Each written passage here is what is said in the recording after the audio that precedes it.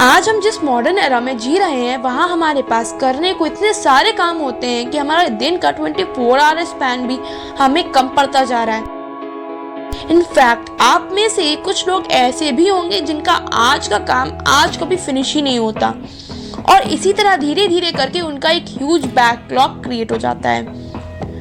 और जब बात टाइम मैनेजमेंट की आती है तो सबसे पहले हम उसके रूट कॉज को देखते हैं कि आखिर हमारा टाइम वेस्ट होता कैसे है, जिसकी सबसे बड़ी वजह है प्रोक्रेस्टिनेशन। इसे के लोग बहुत फैंसी सा वर्ड समझते हैं, लेकिन प्रोक्रेस्टिनेशन बिल्कुल भी नया वर्ड नहीं है। लोग हमेशा से ये प्रोक्रेस्टिनेट करते आए हैं। प्रेजेंट डे सिनेरियो को देखते हुए एक सर्वे कंडक्ट किया गया था जिसमें पता चला कि आज के टाइम पे 80% लोग प्रोक्रेस्टिनेट करते हैं, अपने कामों को कल पर टाल देते हैं। आज इस वीडियो में हम टाइम मैनेजमेंट के बारे में जानेंगे कि किस तरह से हम अपने टाइम को प्रॉपर्ली मैनेज कर सकते हैं। एक स्टोरी से समझते हैं। दो हाउसेज हैं, house A and house B. House A में सब कुछ वेल मैनेज्ड है, सब कुछ ठीक से है, अपनी अपनी जगह पर रखा हुआ है। और हाउस बी की बात करें तो हाउस बी में सब कुछ इधर उधर पड़ा हुआ है, कोई भी सामान अपनी जगह पर नहीं है, मतलब पूरी तरह से एक मेस क्रिएट हुआ है। अब अपने आप को इससे रिलेट करते हुए एक क्वेश्चन का आंसर करो कमेंट्स में कि तुम किस हाउस में रहना ज्यादा प्रीफर करोगे, हाउस ए में या फिर हाउस बी में। हम हाउस ए में रहना ज्यादा प्रीफर करेंगे as compare to house B, क्योंकि हाउस ए में सब कुछ वेल मैनेज्ड होने से हमारा काम बहुत इफिशिएंटली हो जाएगा और साथ ही हमारा बहुत सारा टाइम भी हमें खाली बचेगा। अब इसी के अपोजिट हाउस बी की बात करें तो हाउस बी में हमारा टाइम और एनर्जी दोनों वेस्ट होगा। अब इस स्टोरी को रेफरेंस में लेकर समझते हैं कि कैसे हम अपने टाइम को प्रॉपर्ली मैनेज कर सकते हैं। कुछ इसी तरह का मैस हमारे माइंड में क्रिएट हो जाता है अगर हम अपने टाइम को, अपने दिन भर के कामों को प्रॉपर तरीके से मैनेज नहीं कर पाते। टाइम मैनेज करने की बात करें तो टाइम मैनेजमेंट के 3 इंपॉर्टेंट फैक्टर्स हैं: listing, planning and review. Listing की बात करें तो हमें सबसे पहले तो अपने दिन भर के टास्क को लिस्ट कर लेना होता है ताकि हमारा कोई भी टास्क रह ना जाए।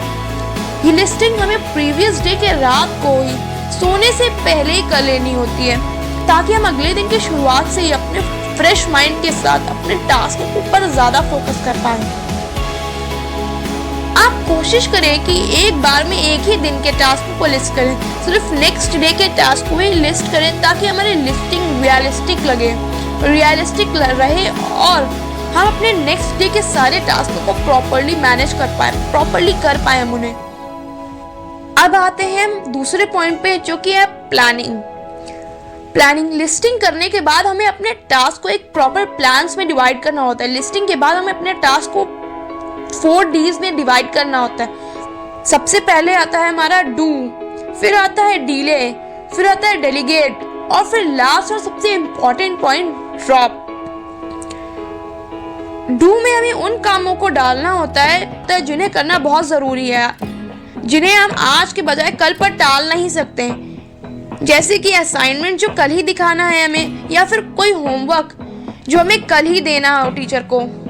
नेक्स्ट पॉइंट है हमारा डीले की बात करें तो डीले में हमें उन कामों को डालना होता है जिन्हें हमें करना तो है मगर आज ही करना ज़रूरी नहीं है, जैसे कि फ्रेंड्स के साथ टाइम स्पेंड करना या फिर लंच पर जाना। ये हमें करना तो है मगर आज ही करना ये हमें ज़रूरी नहीं।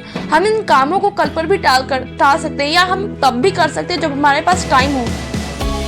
अब तीसरा पॉइंट है हमारा डेलीगेट मतलब है कि वो काम जिन्हें हम किसी और को सौंप सकते हैं, किसी और से करवा सकते हैं, जैसे कि शॉपिंग ज़रूरी है लेकिन शॉपिंग के लिए हम किसी और को भी कह सकते हैं, जैसे कि मम्मी या फिर जो भी शॉपिंग के लिए जा रहा हो हम उन्हें भी कह सकते हैं कि हमारे ये सामान है, आप ये सामान हमारे लिए ले आओ। तो ये काम हमारे डेलीगेट में आएंगे कि हम ये काम हम दूसरे से करवा सकते हैं। अब लास्ट और सबसे इम्पोर्टेंट पॉइंट है हमारा ड्रॉप। क्या इम्पोर्टेंट है के साथ ये भी जानना बहुत ज़रूरी है कि हमारे कौन से काम हैं जो कि हमारे अनइम्पॉर्टेंट हैं, जिन्हें करके हमारे टाइम वेस्ट होता है, जिनका हमें कोई भी प्रॉफिट नहीं मिलता। जैसे कि हम अपने मोबाइल फ़ोन पर अपने दिन का बहुत बड़ा पोर्शन स्पेंड करते हैं, जिससे कि हमें कोई भी प्रॉफिट नहीं है, उल्टा इसके बहुत सारे इल इफेक्ट्स हैं। इसलिए जो काम हमारे टाइम को वेस्ट करते हैं, जो काम हमें ज़रूरी नहीं है, हमें उनको ड्रॉप कर देना चाहिए। अब लास्ट पॉइंट आता है हमारा रिव्यू। इन सब के बाद हमें अपने आप को रिव्यू करना है कि कौन सा टास्क हमारा कंप्लीट हो गया है और कौन सा टास्क हमारा रह गया है। इससे हम अपनी पोटेंशियल, अपनी कैपेबिलिटी, अपनी वीकनेस का आइडिया लगेगा और हम अपने आप को इम्प्रूव कर पाएंगे।